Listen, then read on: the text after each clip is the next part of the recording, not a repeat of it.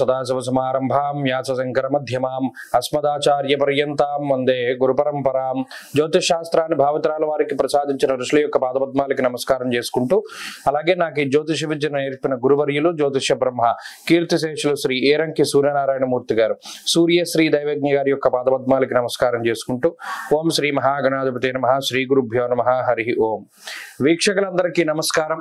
మకర రాశి వారికి ఈ వారం సానుకూలమైనటువంటి వారంగా చెప్పవచ్చును. తృతీయ స్థానస్థిత శనేశ్వరుడు, అలాగే ఈ వారంలో ఉండేటువంటి గురుబలం, చంద్రబలం ఈ రాశి వారికి ప్రధానంగా అనుకూలించేటువంటి గ్రహస్థితులుగా చెప్పవచ్చును. అయితే కుజుని యొక్క స్థితిగతులు కొంత ఇబ్బంది పెట్టినప్పటికీ, ప్రత్యేకించి సప్తమ స్థానమందు కుజుడున్నటువంటి స్థితి కొంత దోషభూయిష్టమైనప్పటికీ కూడా, అటు అర్ధాష్టమ రవి యొక్క స్థితి ఎక్కువగా ప్రభావాన్ని చూపెడుతూ ఉంటుంది.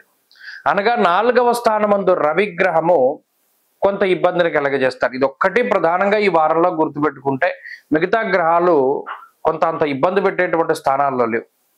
అంతఃక్లేశం గృహశ్చిద్రం సౌఖ్య నిమభోజనం అన్నారు. అంటే ఈ వారంలో ప్రత్యేకించి రవి ఎలా ఇబ్బంది పెడతారో, మానసికంగా దెబ్బ కొడతారు. ఎవరికైతే ఏదైతే స్ట్రాంగ్ పాయింట్ అని వాళ్ళు ఫీల్ అవుతున్నారో దాని మీద దెబ్బ కొడతారు. ఉదాహరణకి ఎవరికైనా పంక్చువాలిటీ అనేటువంటిది వాళ్ళ స్ట్రెంత్ అనుకోండి, దినచర్యలో చాలా మార్పులు తీసుకొచ్చేసి అసలు పంక్చువాలిటీ లేకుండా, క్రమశిక్షణ లేకుండా, టైం సెన్స్ లేకుండా చేస్తారు. దానివల్ల వాళ్ళు మానసికంగా విచ్ఛిన్నం అయిపోతారు. లేదా ఏదైనా ఒకటి గుర్తుపెట్టుకోవడం అన్నది వాళ్ళ స్ట్రెంత్ అనుకోండి, మతిమరుపు తీసుకొస్తారు.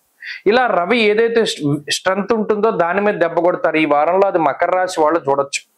అలాగే కుటుంబపరమైనటువంటి విషయాలపై దెబ్బ కొడతారు. కుటుంబ సభ్యులతోటి ఎలా మాట్లాడినా దెబ్బలాట్లు వస్తాయి. మీ మాటను వాళ్ళు వ్యతిరేకించడం ఒకటే కాదు కదా, మీకు పూర్తిగా ఆపోజిట్ గా వాళ్ళు వ్యవహరిస్తారు. పోనీ మీరు చెప్పే విషయం వాళ్ళు యాక్సెప్ట్ చేయరు. మీరు చెప్పేది మంచి విషయమైనా, మీరు చెప్పేది కరెక్ట్ అయినప్పటికీ వాళ్ళు దాన్ని స్వీకరించరు, ఏకీభవించరు. ఇది మానసికమైనటువంటి ఇబ్బందులకి కారణమవుతుంది.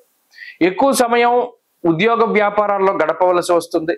పోనీ కొంత సమయం ఇంటి దగ్గర ఉన్నా సరే వాళ్ళతో వాతావరణం పడకపోవడం వల్ల అటు ఇంటా బయట కూడా చాలా ఇబ్బంది పడుతూ ఉంటారు. ఇక్కడ ఆర్థికమైన సమస్యలు లేవు, అనారోగ్య సమస్యలు లేవు, మరే ఇతరత్ర ఇబ్బందులు లేవు. ఇది ఒకటే కొంత సమస్యాత్మకంగా ఉంటుంది పరిస్థితి, ఇంటా బయట ఉండేటువంటి వాతావరణం.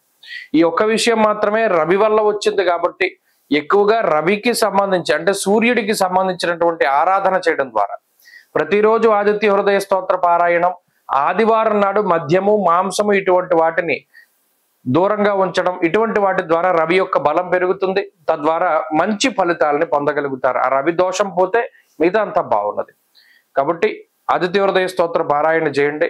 ఈ వారంలో కలిసి వచ్చేటువంటి రోజు శనివారంగా చెప్పవచ్చును. అదృష్ట సంఖ్య 3, అదృష్ట వర్ణము నీలము.